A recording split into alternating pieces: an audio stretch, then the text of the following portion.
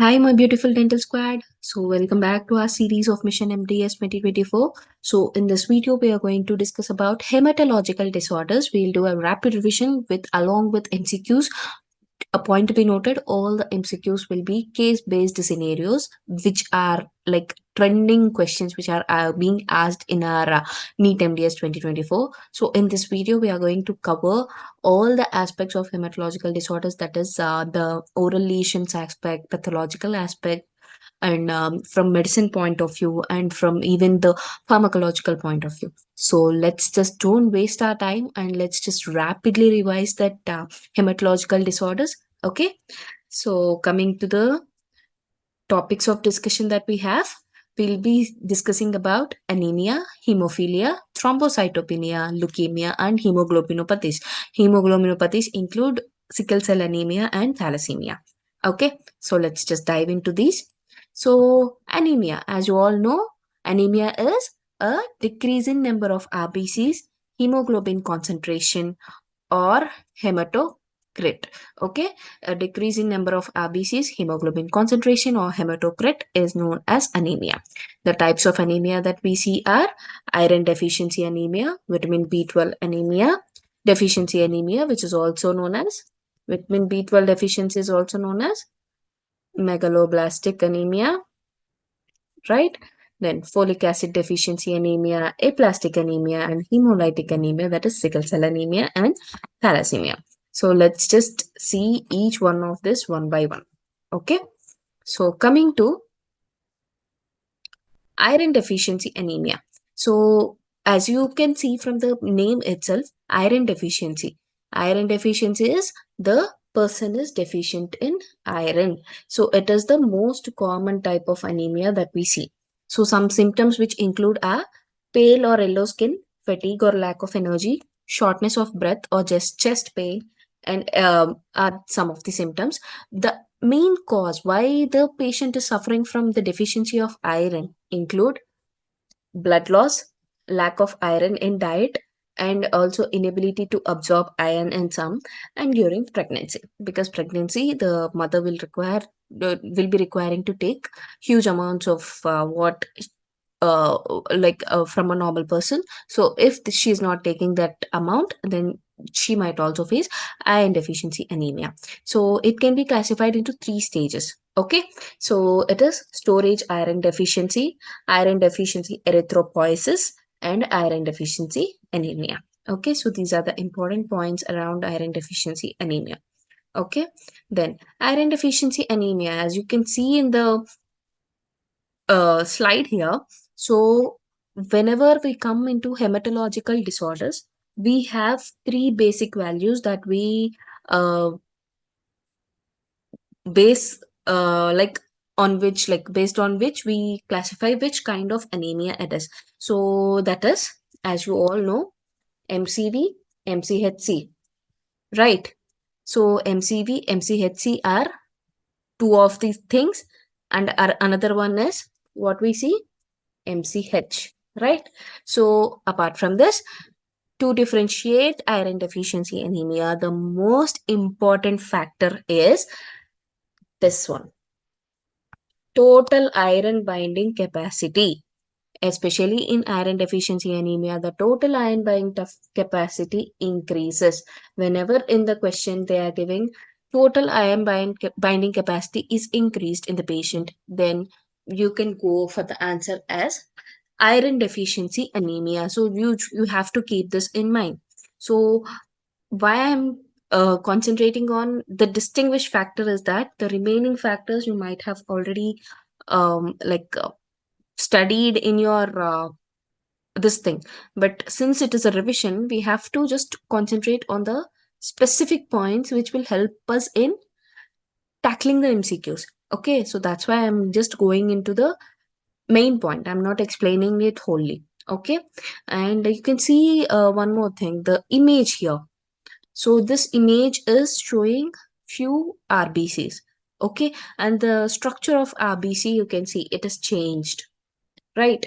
So this is seen in iron deficiency anemia. Okay, so next, coming to a question, So the question here is, I told you every question will be a clinical based scenario.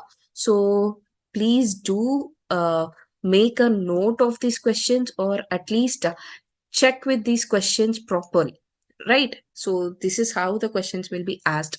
Okay, mostly. So the question is, a 28-year-old woman presents with fatigue, easy bruising, shortness of breath on exertion. So these indicate that she is suffering from anemia, right? Then she reports irregular menstrual cycles and heavy bleeding. So irregular menstrual cycles is seen and heavy bleeding is seen. Sorry. So, and heavy bleeding is seen. So, when irregular menstrual cycles and heavy bleeding, these are some signs that she is suffering from some kind of anemia, right? So, on physical examination, she is pale and has polyonychia, that is spoon shaped nails. This is one of the important feature, right? The laboratory findings have hemoglobin 10 grams per deciliter. The normal value for female should be, comment, right? Hematocrit 32%, MCV 72, that is microcytic. Microcytic, RDW 18%. Then serum iron is 30 mcg per deciliter, which is low. Total iron binding capacity is 300 mcg per deciliter, which is elevated, right? So serum ferritin is 10 microgram per ml, which is depleted. So the most likely diagnosis is, from the laboratory findings itself, you can arrive to the this thing like it is iron deficiency anemia. So in iron deficiency anemia, you have to remember one more important thing. So the laboratory diagnosis, what it shows is microcytic and hypochromic anemia. So iron deficiency anemia shows, excuse me. So iron deficiency anemia shows microcytic, hypochromic. So this is an important factor that you should keep in mind.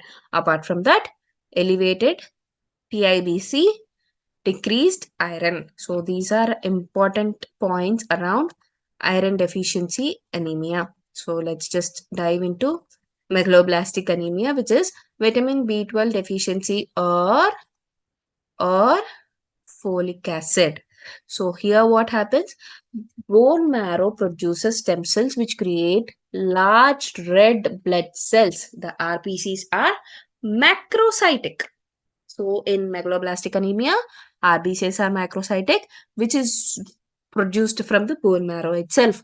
Okay, so it can be of two types: vitamin B12 deficiency or folic acid deficiency.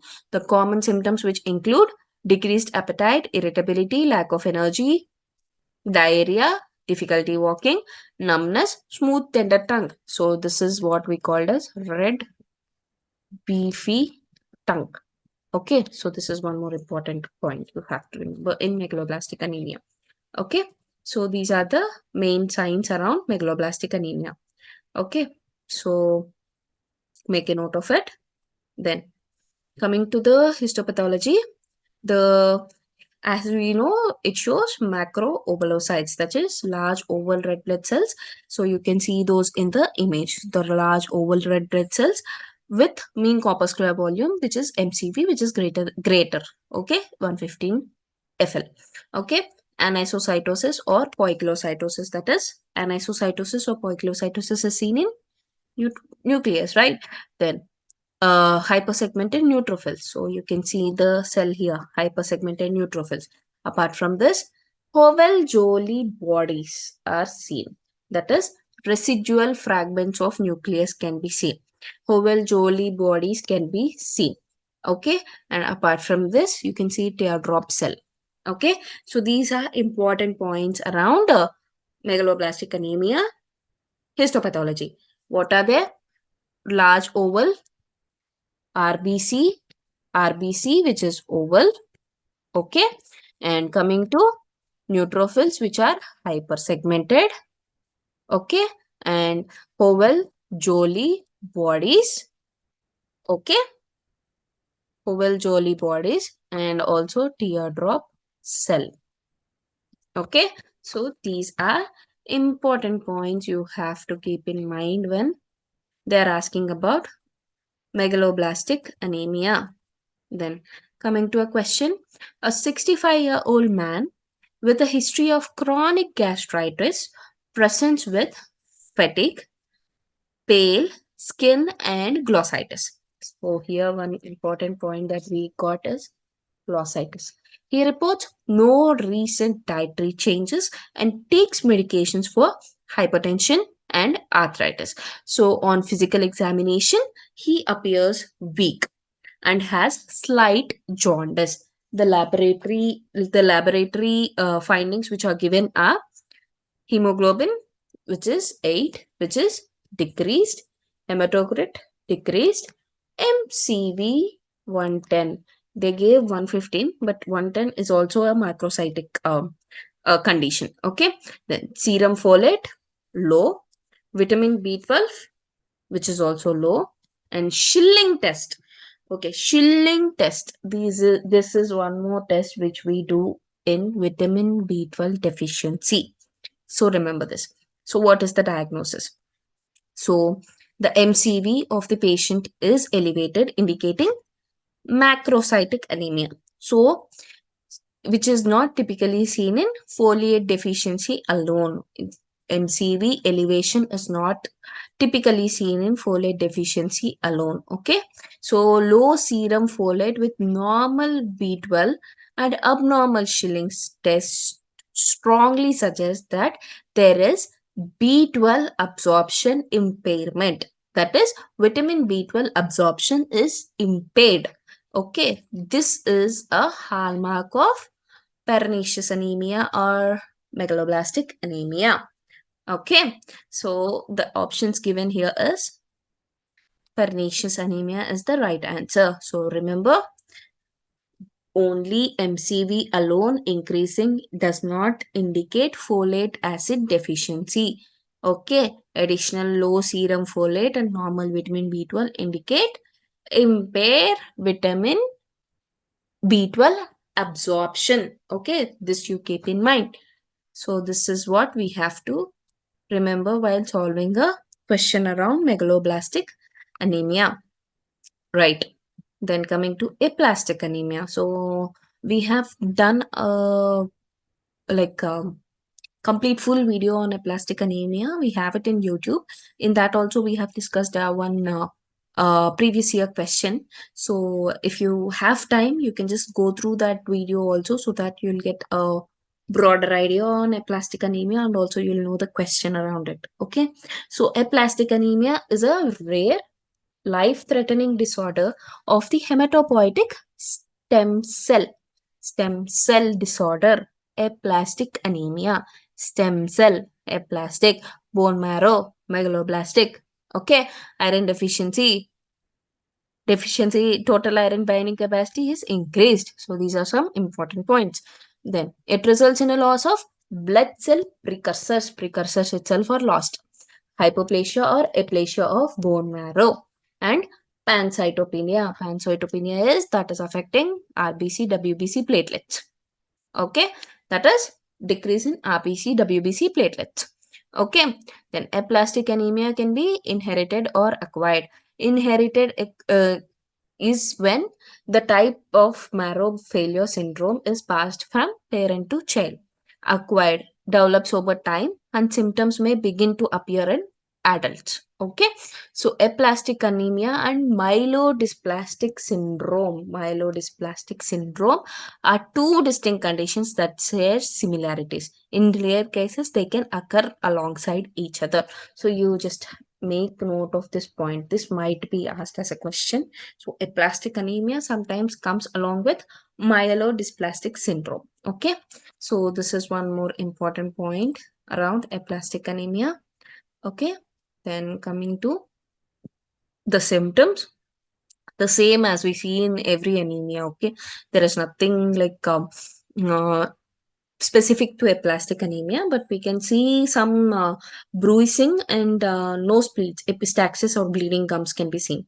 So it can be life threatening and with very high death rates if untreated. Overall 5-year survival rate is given. Okay, if the patient is under the age of 20 years. Okay, so as you can see, the histopathological image that is attached here, it is diagnosed with bone marrow biopsy. Bone marrow biopsy is important condition, important test we have to do if we are thinking that the patient is suffering from aplastic anemia. Okay, so is defined by pancytopenia with hypocellular marrow and with no abnormal cells. You can see the marrow, right?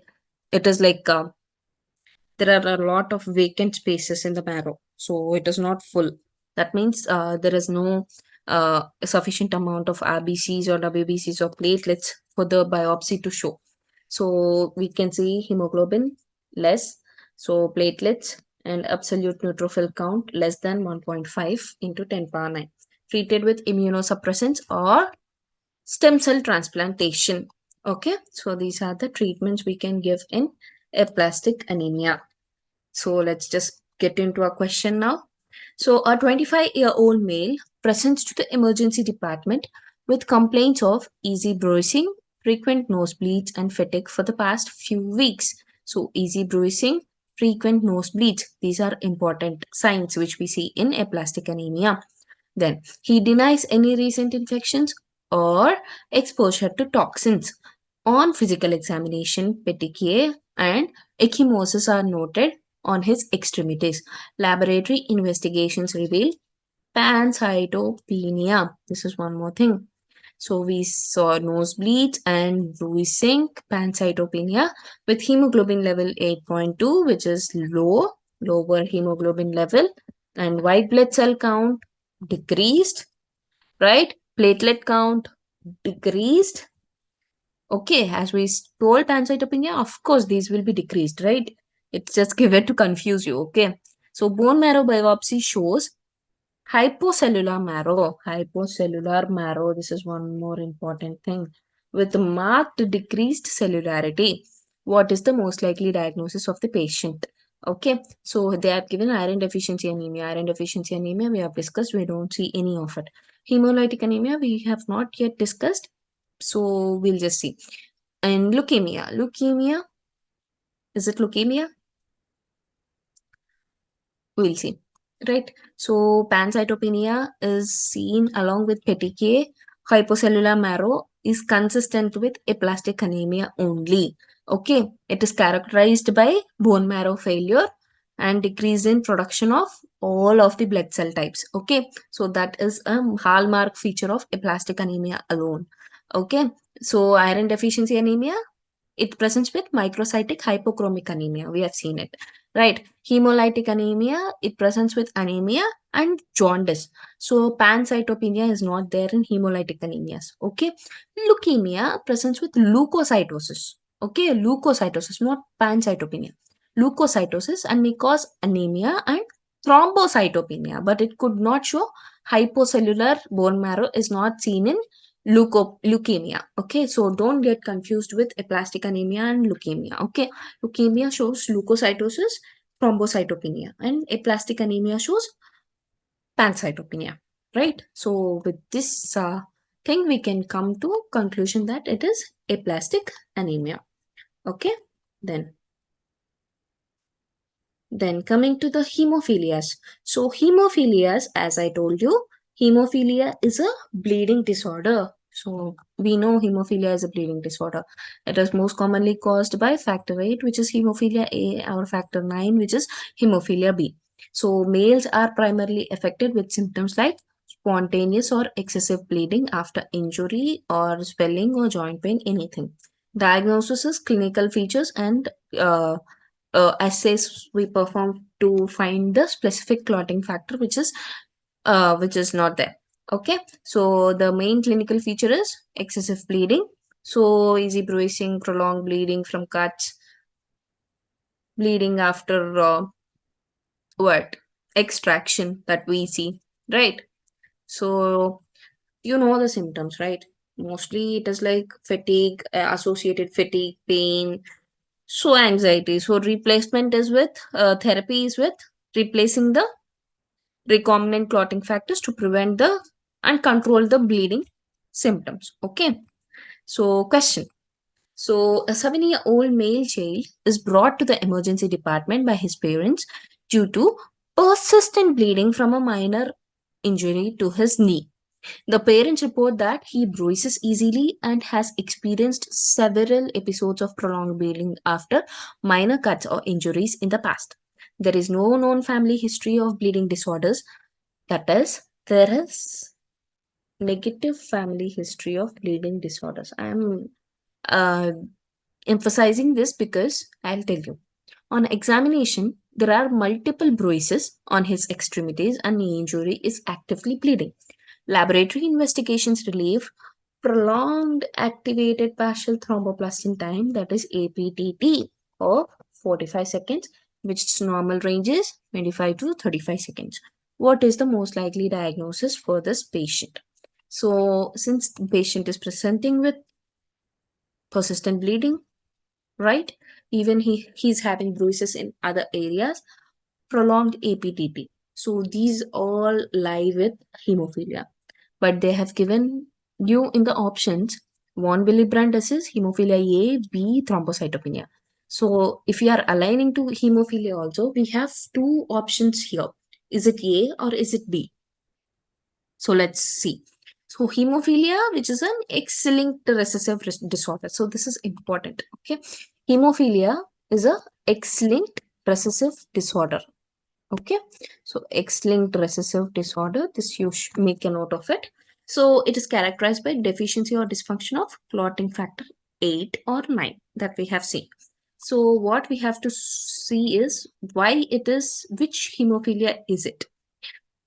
So even though when there is no family history, normally X-linked recessive disorder means there should be a family history, but they are reporting that there is no family history. But even when there is no family history, also there is a chance like one-third of the patients, one-third of the generation can get affected with hemophilia. That may be due to spontaneous mutations. Okay, so this typically presents with bruising, bleeding, and all, right? So, von Willebrand disease may also present with prolonged bleeding time and APTT, but it is usually associated with mucocutaneous bleeding. This is one factor we can distinguish from hemophilia. Okay, mucocutaneous bleeding means that as patient experiences epistaxis and hemorrhagia, menorrhagia, that's like heavy menstrual bleeding kind of thing. Okay, thrombocytopenia, we know low platelet count and may present with petechia. Okay, so but it would not cause a prolonged APTT. APTT, prolonged APTT is not seen in thrombocytopenia. Prolonged APTT is seen in von Willebrand disease and hemophilia. Okay, given the clinical presentation and laboratory findings, for this patient, hemophilia A is most like it is the most common thing which can be associated with the patient. Okay, so the family history is not known, but the patient is bleeding, so it aligns towards hemophilia. But which hemophilia? It mostly will go to hemophilia A. So hemophilia A has this thing like it can cause when there is mutations. Okay, when there is mutations, when there is no family history, when there is excessive mutations in the thing, most commonly we see the patient is suffering from hemophilia A, hemophilia type A. Okay, so that's how we come to a answer for this question. Okay, then coming to thrombocytopenia, so now only I have discussed. So thrombocytopenia is nothing but a low platelet count, which is leading to increased bleeding risk. Thrombocytopenia is low platelet count, which leads to increased bleeding risk. It is caused by various factors such as bone marrow suppression, increased platelet destruction, or sequestration. Bone marrow suppression, increased platelet destruction, or sequestration. The patient presents with easy bruising, petechiae, pinpoint bleeding. This is one important feature which is characteristic of thrombocytopenia. And mucosal bleeding, I told you mucocutaneous bleeding is same. right? So diagnosis, we do CBC and peripheral blood smear to assess the platelet count we see.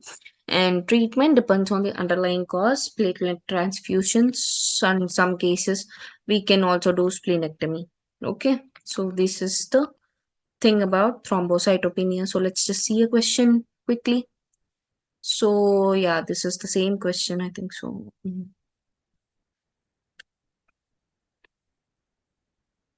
Uh, Sorry, I think I forgot to keep a question for thrombocytopenia, but it's okay. So you have understood what thrombocytopenia is, right? So it's fine. So let's just jump into leukemia. So leukemia is nothing but cancer of blood and bone marrow. Okay, leukemia, you have to get into mind, it is a cancer which is of blood and bone marrow by uncontrolled proliferation of abnormal WBCs. So the types of leukemia is four types of leukemia. Two are acute, two are chronic. So it includes myeloblastic and myeloid leukemia and lymphoblastic leukemia. So lymphoblastic acute, chronic lymphocytic. Okay. So acute lymphoblastic leukemia is like, so this is the most common type of leukemia in children and young adults. It affects lymphocytes, which are a type of WBCs. So it progresses quickly and it is considered as an acute leukemia. Okay. So lymphoblastic leukemia progresses quickly. Okay. Then myeloid leukemia. This is the most common type of acute leukemia. It affects the myeloid cells, which are immature cells. Okay. It including red blood cells, white blood cells, and platelets. Okay. So all the cells it will affect. Then chronic lymphocytic leukemia. Most common type is of chronic types. In chronic it is most common. Okay, it slowly progresses and affects the lymphocytes. Okay, so this is the histopathological picture, so you have to remember so healthy bone marrow looks like this. When it is chronic lymphocytic leukemia, it looks like this. Acute lymphocytic leukemia, it looks like this. Chronic myeloid leukemia will look like this. Acute myeloid leukemia will look like this. Okay, you have to remember this. Okay, then so chronic myeloid leukemia, as I've told you, it is a affects the myeloid cells. So caused by specific genetic abnormality, that is Philadelphia chromosome. So Philadelphia chromosome is associated with chronic myeloid leukemia. So this you have to keep in mind. Okay. Then coming to symptoms. So symptoms, there are a lot of symptoms. Okay. You just revise it on your own. Okay. Then coming to treatment, we can go for chemotherapy, radiation therapy, and stem cell transplant. Okay. So these are the treatments for leukemia. Let's just get into a question. Which of the following types of leukemia is characterized by presence of abnormal lymphocytes? Abnormal lymphocytes. So, as being leukemia, all of them are included with lymphocytes.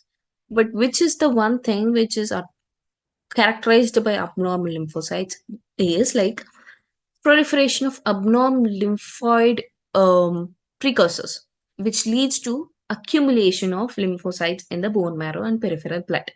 So this type of leukemia commonly affects children, but can also affect adults. Okay, so that is acute lymphoblastic leukemia.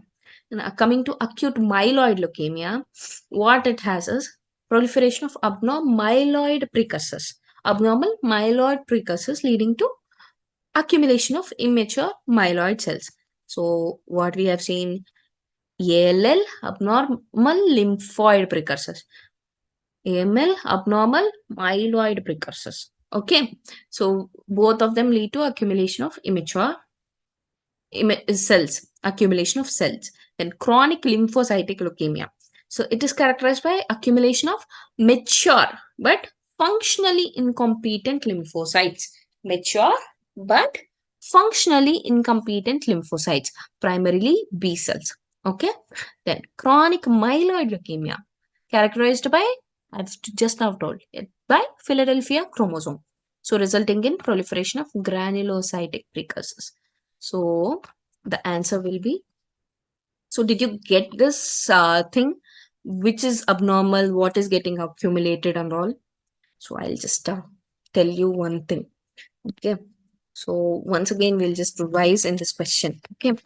Acute myeloid leukemia, myeloid precursors are defective. Okay. Myeloid precursors are defective, which leads to accumulation of abnormal myeloid cells. Okay. So this you remember. And acute lymphoblastic leukemia, in this, abnormal lymphoid precursors. Okay. Lymphoid precursors are abnormal. So when lymphoid precursors are abnormal, it leads to accumulation of immature lymphocytes. Okay. It leads to accumulation of immature lymphocytes. Then again, chronic myeloid leukemia. So when we are going for chronic myeloid leukemia, we have seen that it is characterized by accumulation of incompetent lymphocytes. Okay. Chronic lymphoid leukemia, lymphocytic leukemia, characterized by functionally accumulation of functionally incompetent lymphocytes. Okay. This is nothing but B cells. Okay. Chronic myeloid leukemia, it is characterized by presence of Philadelphia chromosome. Philadelphia chromosome. Okay. So when Philadelphia chromosome is uh, present, it results in proliferation of granulocytic precursors. So from this is the important thing. Okay. From this we can arrive to the answer that it is chronic lymphocytic leukemia. Okay. So then coming to, one more question. A 60-year-old male presents to his primary care physician with complaints of fatigue, unintentional weight loss, easy bruising over the past few months. On physical examination, he appears pale and there are multiple petechiae and ecchymosis. There are multiple petechiae and ecchymosis over his arms and legs. Right. So laboratory investigations release. So hemoglobin level is decreased, right? Decreased HB. WBC is increased. Platelet count is decreased. So peripheral blood cells show blast cells. So this is one more important feature. Based on the clinical and laboratory findings, identify. So decreased white blood cell count is increased. Platelet count is decreased.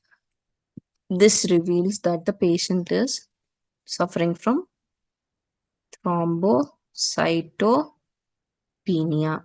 Okay, so he is suffering from thrombocytopenia, and the patient is showing blast cells. Blast cells are seen in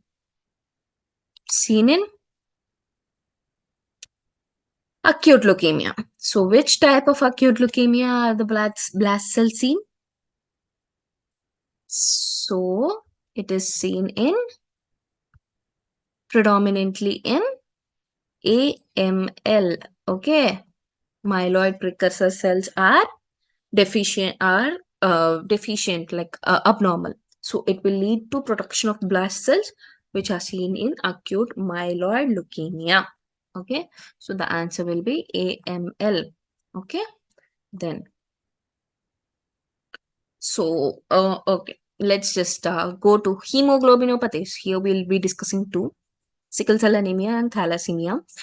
Sickle cell anemia, I have already discussed in a video. There is a long video on this. I mean, long video means elaborate video of sickle cell anemia. You can just go there. I'll also give these links in description also, so that whenever you have time, you can just go through them. So these include RBCs are destroyed in this due to various genetic factors in hemoglobinopathies. So we are just discussing about genetic defects. So the sickle cell disease, which is an inherited autosomal recessive disorder, is caused by mutation in the beta globin gene on chromosome 11. So this is important. Autosomal recessive disorder, which is caused by mutation in beta globin gene on chromosome 11. The homozygous inheritance leads to HBSS allele, leads to sickle cell disease. If heterozygous inheritance is there, it will lead to HBEAS, which will lead to sickle cell trait. That is, he'll be a carrier of sickle cell disease. So the pathophysiology is HBS polymerizes under low oxygen tension, causing red blood cells to turn into sickle shape. So you can see the sickle shape cells here. So it polymerizes under low oxygen tension, producing sickle shaped cells. So these are less flexible and are prone to cause obstruction in the blood vessels, leading to anemia. So sickling and hemolysis leads to vaso-occlusion, anemia, and acute and chronic complications. So these are the important points. You have to remember these all points. Okay. Then coming to clinical features, as you know, the patient with sickle cell disease, first of all, they'll suffer with pain. Okay. So this is important. Okay. Then acute chest syndrome, splenic sequestration crisis, aplastic crisis, neurologic complications like stroke, because there is obstruction in the blood vessels, so it can lead to n number of complications. Okay, then diagnosis will be depending on CBC, which shows anemia and abnormal red blood cells, and peripheral smear, which shows sickle red cells, and hemoglobin electrophoresis to confirm the HBS genotype. Okay, so these are the diagnostic criteria that we used to find the sickle cell anemia. So let's just see sickle cell trait versus sickle cell disease. Sickle cell trait is the person who is a carrier. Okay, the trait, there will be no health consequences or symptoms. So disease will significantly impact the person. So here you can see the pedigree chart. So two sickle cell trait parents, if they marry, so it will be like one affected, right? One will be affected and two will be carriers and one will be no blood disorder. Okay, so this is one pedigree chart which you should remember. Okay, then so management is supportive care for pain and other symptoms. This is the utmost important management criteria which you should follow in sickle cell disease. Then hydration, supplementation, antibiotics, and hydroxyurea to increase fetal hemoglobin and reduce the sickling. So this is one more important thing, hydroxyurea, and blood transfusions and some stem cell transplantation. The recent thing which we are using is gene cell therapy for sickle cell disease. Okay, so this is one recent thing which we are using. That's why I mentioned here. Okay, then coming to a thalassemia. So thalassemia is a autosomal recessive disorder. Okay, so except for alpha thalassemia, which is dominant or X-linked, which can be dominant or X-linked. Okay, so the mutations in genes coding for globin chains of hemoglobin are is the main cause for thalassemia. Genes coding for globin chains of hemoglobin.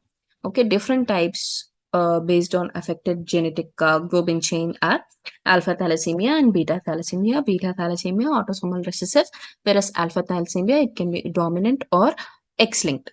Okay, X-linked or dominant.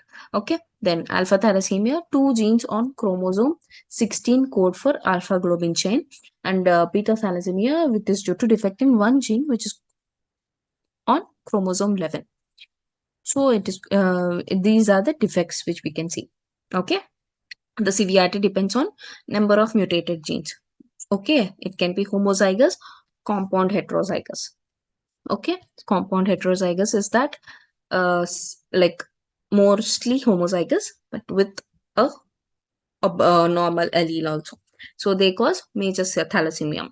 Heterozygous mutations will lead to minor thalassemia, which can be asymptomatic or mild. Okay, then.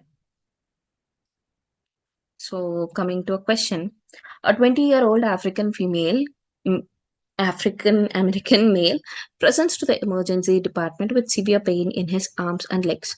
He reports a history of intermittent episodes of pain in various parts of body over the past few years. But this episode is particularly severe on examination. He appears pale and jaundiced.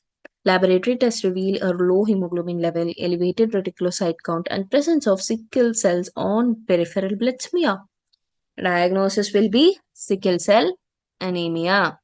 Then, so yeah, so this is alpha thalassemia and beta thalassemia. You can see here HB2A gene, HBA1 gene. So it is affecting chromosome 16, whereas beta thalassemia it is affecting chromosome 11. So the symptoms you need to know. Okay, the thalassemia trait or minor will not have any symptoms. Thalassemia major will present with some symptoms. Okay, then the pathophysiology. So reduced globin chain production is one important thing which is seen in more major and alpha and beta. So in alpha we see excess beta globin chains form unsaturated tetramers HBH. So precipitating in red blood cells, whereas in beta thalassemia we see unpaired alpha globin chains form inclusion bodies and damage RBCs. So this is important thing which you need to keep in mind for pathology of thalassemia, okay, which will both lead to infective erythropoiesis, microcytic anemia, and hemolysis. Okay, these both will lead to infective erythropoiesis, microcytic anemia, and hemolysis. Okay, so these are the important points you have to keep remembering around hemoglobinopathies, especially thalassemia. So clinical features, as I've told, major thalassemia will severe anemia from birth is a major clinical feature, and hepatosplenomegaly and bone deformities and failure to thrive. Minor, usually asymptomatic, may have mild microcytic anemia. Okay, then diagnosis CBC, peripheral smear. So peripheral smear, what it will show? Microcytes and target cells. So this is important. Target cells is important. Okay, hemoglobin electrophoresis will show identify specific type of thalassemia. Okay, molecular gene testing is used for confirming the mutation. Okay, then coming to the management. So major thalassemia, regular blood transfusions are required for them. So iron chelation therapy to prevent excess iron buildup. So the patients with major thalassemia suffer from excess iron buildup in the body. So for that, to tackle that, we use iron chelation therapy.